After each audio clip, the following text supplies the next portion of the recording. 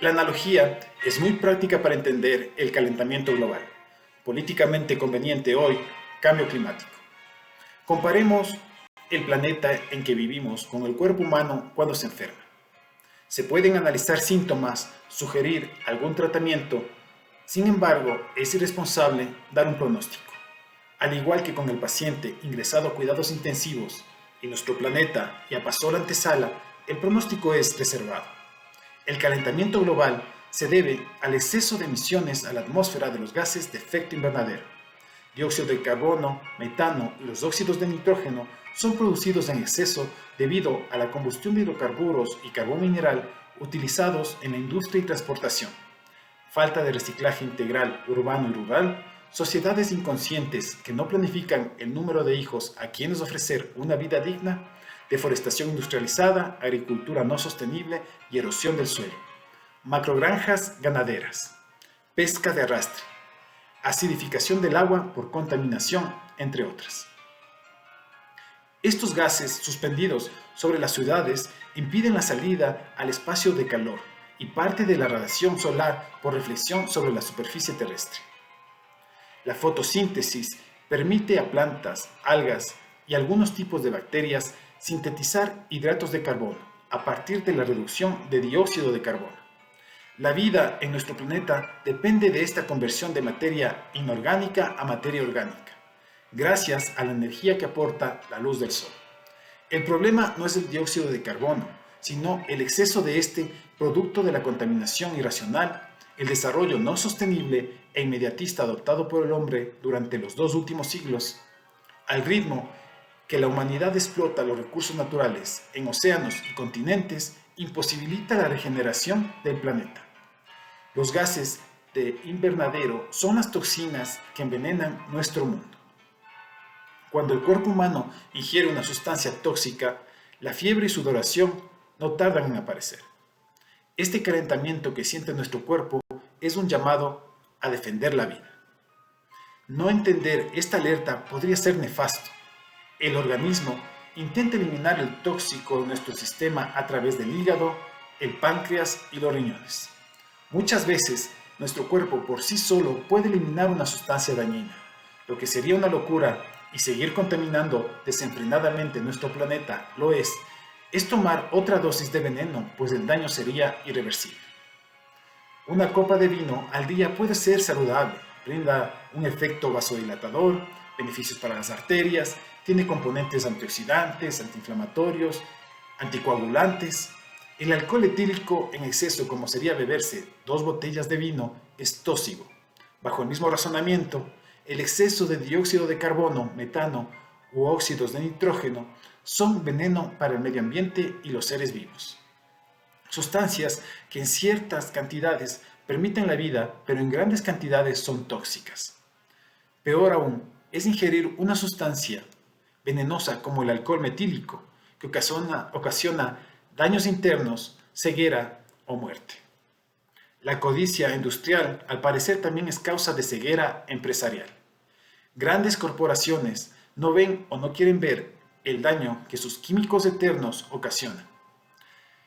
Han contaminado el agua al punto que el 98% de la población mundial está condenada de por vida a llevar en la sangre estas sustancias que el cuerpo humano no puede eliminar. Por ello, muchas personas y animales desarrollarán enfermedades neuronales, sistémicas y varios tipos de cáncer. La avaricia frenética postmodernista ha hecho hoy del medio ambiente un tercio ambiente. Existen tratamientos invasivos y costosos para eliminar las toxinas de la sangre. La diálisis es uno de ellos.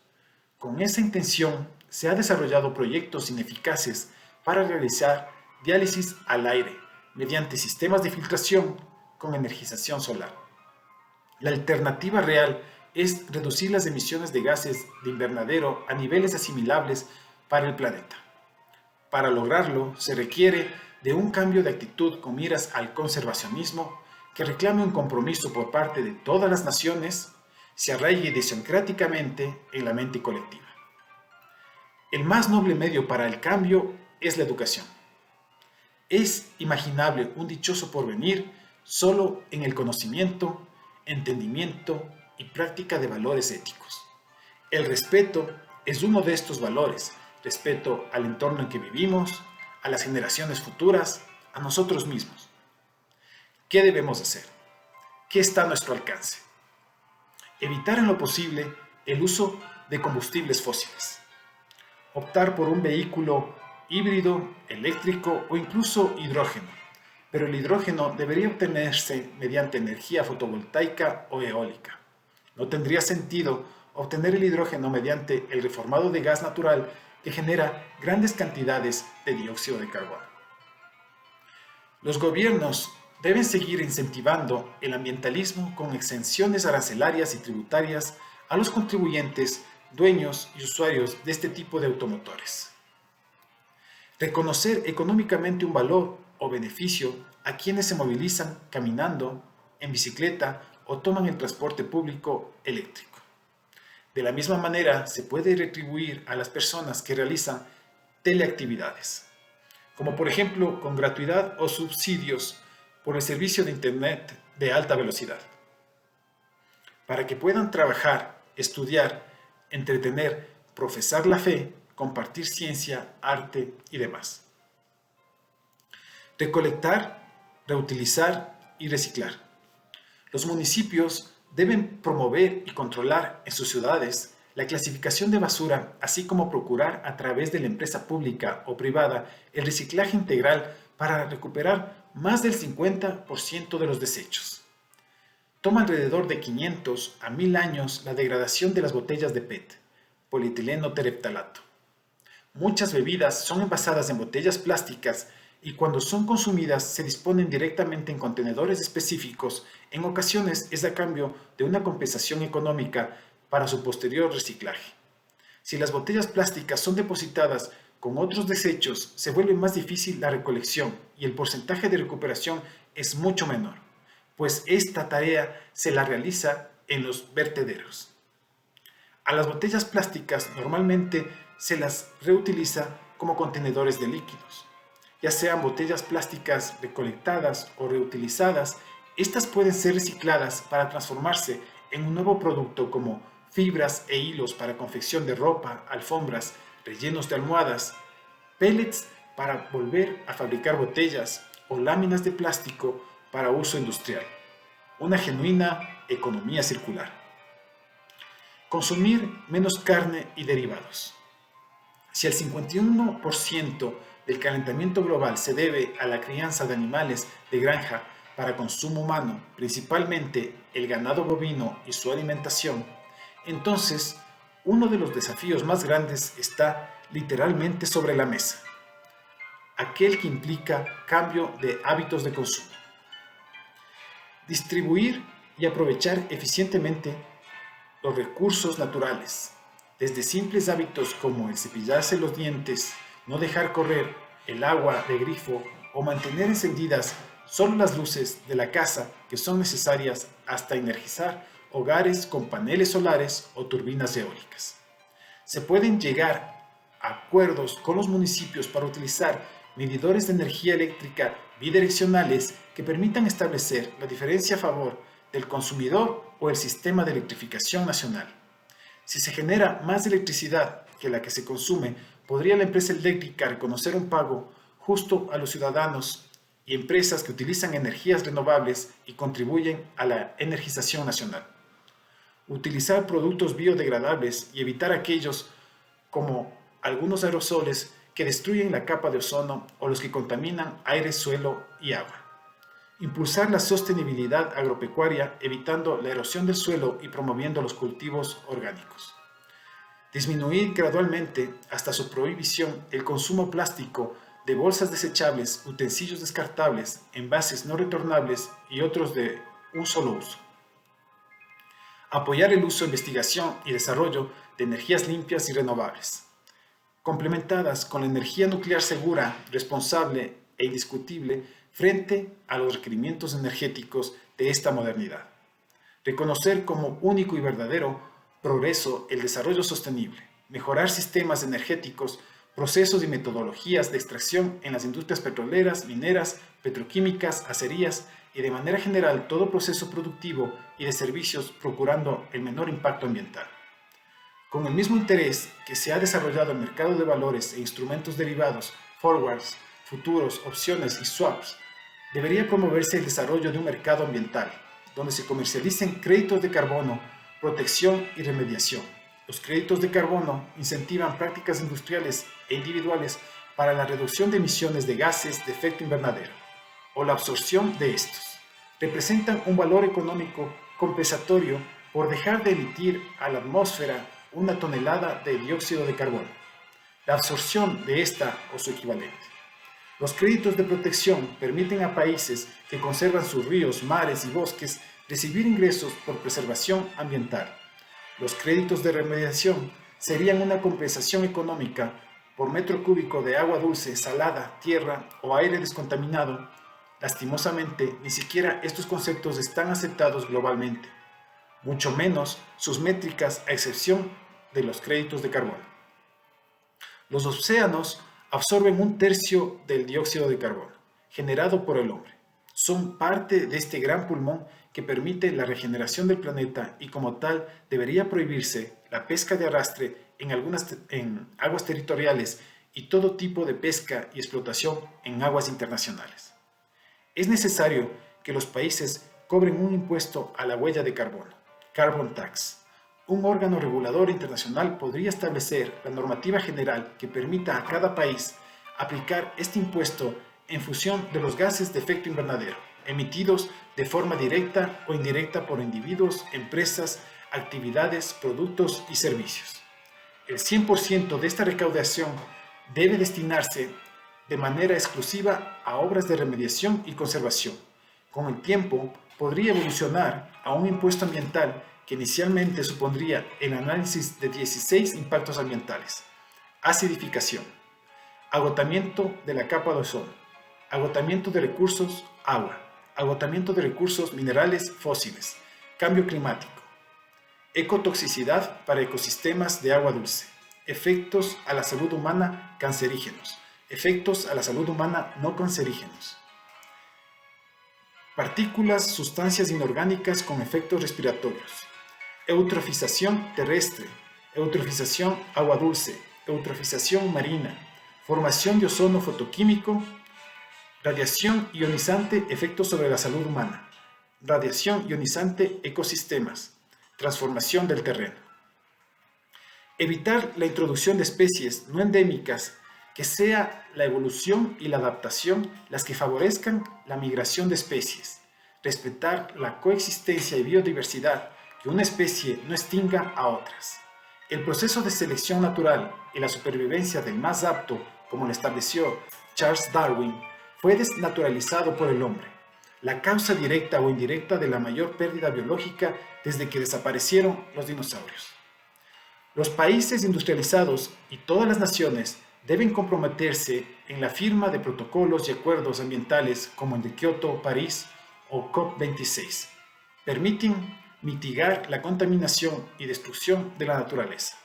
Finalmente, si un paciente presenta extremos niveles de toxicidad en la sangre, la única alternativa de vida es la transfusión sanguínea. Para esto, es imprescindible recurrir al banco de sangre o encontrar un donante con el mismo tipo. Si el tipo de sangre es O resus positivo, la probabilidad de sobrevivir son mayores. Si el tipo de sangre es muy poco común, como la sería AB resus negativo, las probabilidades de realizar una transfusión son mínimas. Imaginémonos que una persona nace con un tipo de sangre único y requiere de una transfusión sanguínea. Estaría condenada. La temperatura corporal aumentaría por lo menos en 3 grados centígrados. Los órganos internos colapsarían. Tras la muerte, el cuerpo se enfría. Al planeta que llamamos Tierra, aun cuando 3/4 partes sea agua, no es posible realizarle un trasplante de agua, aire o tierra. No se ha descubierto en el universo un planeta que podría albergar la vida como la conocemos. La amenaza del siglo XXI es que la temperatura media de la superficie de la Tierra aumente en 3 grados centígrados. En la Conferencia de París del 2015 195 miembros de las Naciones Unidas certificaron un plan de acción para poner límite al calentamiento global, que éste sea inferior a 2 grados centígrados por encima de los niveles preindustriales, finales del siglo XIX y principios del siglo XX. Lo cierto es que en el 2021 Europa registró la temperatura histórica más alta, 48.8 grados centígrados, y ante la emergencia climática a finales del mismo año se estableció como objetivo principal de los acuerdos en la COP26 asegurar 0 emisiones en todo el mundo para mediados de este siglo y mantener la temperatura mundial en 1.5 grados centígrados por encima de los niveles preindustriales. Si no se detiene el calentamiento global acelerado, la mayor parte de los glaciares continentales se derretirían en décadas. Cientos de miles de kilómetros cuadrados de islas y continentes sumergidos bajo el agua, bajo el mar, que sumado al deshielo del Ártico, harían que las corrientes cálidas de los océanos se enfríen, provocando el colapso de ecosistemas y el inicio de una nueva era glacial. El 90% del hielo de la superficie terrestre está contenido en el Ártico y la Antártida. Representan el 80% del agua dulce del planeta.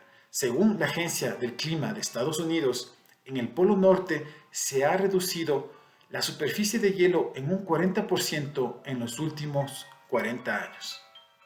Durante décadas, artículos y documentales sobre el calentamiento global han terminado con un mensaje alentador, un final de cuento en que todos, unidos y conscientes, hacemos cambios en nuestras vidas y gobiernos, evitando una debacle ambiental. Ya no hay final feliz. El desastre ambiental lo tenemos que afrontar. Existen daños irreversibles, incluso si llegáramos a una temperatura media de 1.5 grados centígrados. La acidificación de los océanos puede acabar con el 90% de los corales, lo que ocasionaría una caída en dominó de ecosistemas. El deshielo de los glaciares continentales está provocando un aumento en el nivel del mar que afectará directamente a por lo menos el 10% de la población mundial. Preocupa aún más el hecho de que el panel intergubernamental del cambio climático estima que se derretirá cerca del 70% de la capa superficial del permafrost en Siberia y al norte de Canadá, si las emisiones siguen aumentando. Esto podría liberar cientos de miles de millones de toneladas de dióxido de carbono y metano antes de que termine este siglo, imposibilitando la capacidad de reacción de la humanidad. Se requiere un compromiso global y medidas urgentes para que este desastre medioambiental no nos sumerja en la peor pesadilla. Ideas como The Tree Solution de Peter Hobb ya suenan más reales, ya no son descabelladas. 2.000 millones de hectáreas de árboles podrían, mediante la fotosíntesis, descomponer todo el dióxido de carbono producido por los combustibles fósiles desde que fueron utilizados por primera vez. La humanidad, durante su historia, ha erosionado aproximadamente 2.000 millones de hectáreas, por lo que existe el espacio para plantar. Peter Hobb, con la ayuda del Grasses Waterbox, un dispositivo diseñado por él para plantar árboles frutales y dosificar su riego en zonas áridas, calcula un costo promedio de $2.500 por hectárea. Por tanto, el costo de remediación del dióxido de carbono de la atmósfera es de $5 billones. Parece una cifra inalcanzable, pero es menos de la cuarta parte de la deuda pública de Estados Unidos. En realidad, es una cifra menor que el salvataje bancario que Europa y Estados Unidos viene gastando desde el 2008, cuando estalló la burbuja inmobiliaria. Se estima que una reforestación masiva daría trabajo a una persona por hectárea, y ciertamente los alimentos que se obtengan eliminarían la desnutrición mundial. Esto es teóricamente 2.000 millones de empleos y 1.000 millones de personas sin hambre o desnutrición. Sería una muy buena idea y complementarse o replicarse con otros tipos de cultivo como el cáñamo, del cual se conoce más de 25.000 aplicaciones que incluye textiles, alimentos, suplementos, papelería, construcción, bioplásticos, biodegradables, fármacos, biocombustibles, entre otros. El cáñamo industrial absorbe más CO2 por hectárea que cualquier bosque o cultivo comercial. Puede ser replantado constantemente cumpliendo con los criterios de permanencia definidos por el Protocolo de Kioto. Una hectárea de cáñamo industrial puede absorber 22 toneladas de dióxido de carbono, CO2. Es posible producir 2 cosechas por año y en las zonas tropicales hasta 4 cosechas, por lo que la absorción llegaría hasta cuadriplicarse en la zona tórrida. El cáñamo es uno de los instrumentos de conversión más rápidos de CO2 a biomasa. Crece hasta 4 metros de altura en menos de 100 días y por tanto más eficiente que la agroforestería. Por supuesto que es necesario ser coherentes. No vamos a reforestar zonas casi desérticas para luego talar selvas donde construir criaderos de ganado bovino, cultivar maíz y soya para su alimentación. Muchas sociedades pueden optar por cambios conscientes y si comían carne de res más de una vez por semana, reducir este hábito. Esto sería un cambio, una mejora, una lección aprendida y un beneficio para su salud también. El mayor agravante en este despeñadero ecológico es la falta de empatía y el egocentrismo. El que tú o yo no vivamos en inanición o tengamos acceso a agua no significa que una crisis ambiental vendrá en 5, 10 o 30 años. La crisis existe desde hace 3 décadas por lo menos. El sufrimiento de un pueblo en África o en Asia debería preocupar a toda la humanidad. Peor aún si es casi la mitad de la población que sufre escasez de agua o cerca del 75% de la superficie terrestre se encuentra erosionada y degradada. La inseguridad, la pobreza y el cambio climático son las causas principales de la migración de millones de personas alrededor del mundo. Pronto, el cambio climático será el motor principal de estos éxodos masivos o incluso el inicio de las primeras guerras ambientales. Naciones que invadan a otras por falta de recursos naturales indispensables para la vida. Se aproxima una sexta extinción, pero a una tasa miles de veces mayor que cualquier otra. Más de 150 especies se extinguen diariamente. Sequías, incendios devastadores, tormentas, huracanes, deslizamientos de tierra, inundaciones, granizos del tamaño de mangos, olas de calor y frío cobran la vida de millones de personas al año y solo representan la mitad de las muertes que la contaminación del aire causa directamente debido a neumopatías, cáncer de pulmón y de otros órganos del sistema respiratorio. Nos estamos asfixiando en las urbes.